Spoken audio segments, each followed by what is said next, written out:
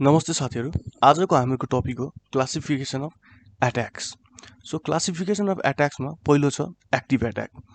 Active attack एक प्रकारको attack हो जहाँ एट्याकरले लक्षित सेवाहरू वा सर्भिसहरू विरुद्ध एक्टिभ रूपमा आक्रमणहरू सुरु गर्छ।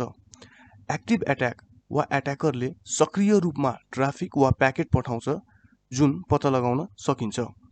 एक्टिभ एट्याकहरूबाट बच्न हामी फायरवाल र आइडिएसलाई प्रयोगमा लाउन सक्छौँ। आइडिएस भनेको इन्ट्रुजन डिटेक्सन सिस्टम हो। दोस्रो छ प्यासिभ एट्याक। प्यासिभ एट्याक एक प्रकारको एट्याक हो जहाँ एट्याकरले एउटा जासुसको रूपमा नेटवर्क गतिविधिलाई मात्र निगरानी गर्छ। प्यासिभ एट्याक पत्ता लगाउन गाह्रो हुन्छ किनभने एट्याकरले कुनै पनि टार्गेट मेसिनलाई एक्टिभ रूपमा वा सक्रिय रूपमा एट्याक गरिरहेको हुँदैन वा नेटवर्क ट्राफिकमा भाग लिँदैन। नेटवर्कबाट प्याकेटहरू क्याप्चर गर्नु एउटा प्यासिभ एट्याकको एक्जाम्पल हुन सक्छ।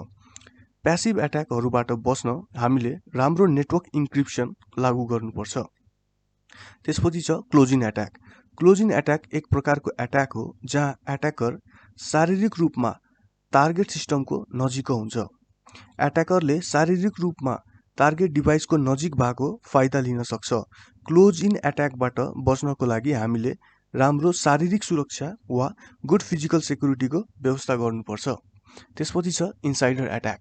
इन्साइडर एट्याक एक प्रकारको एट्याक हो जहाँ भित्री प्रयोगकर्ताबाट एट्याक हुन्छ जसले टार्गेट मेसिनहरूमा एट्याक गर्न तिनीहरूको एक्सेस क्रिडेन्सियल्स र नेटवर्कको ज्ञानको प्रयोग गर्छन्। इन्साइडर एट्याकबाट बच्नको लागि गुड लेयर 2 सेक्युरिटी हुनुपर्छ, good authentication and physical security हुनुपर्छ। अब यो लेयर 2 सेक्युरिटी भनेपछि हामीले नेटवर्क स्विच बुझ्नुपर्छ। हामीले नेटवर्क स्विचलाई सुचारित तरिकाले म्यानेज गर्नुपर्छ। अब अन्तिममा आउँछ डिस्ट्रिब्युसन एट्याक। डिस्ट्रिब्युसन एट्याक एक प्रकारको एट्याक हो जसमा म्यानुफ्याक्चर टाइम वा निर्माणको समयमै हार्डवेयर वा सफ्टवेयर सिस्टममा ब्याकडोर इन्ट्रोड्युस्ड वा प्रस्तुत गरिन्छ। एक पटक त्यो हार्डवेयर वा सफ्टवेयर कार्यात्मक वा फङ्सनल भएपछि एट्याकरहरूले त्यो ब्याकडोरको लाभ उठाएर ह्याक गर्न सक्छन्।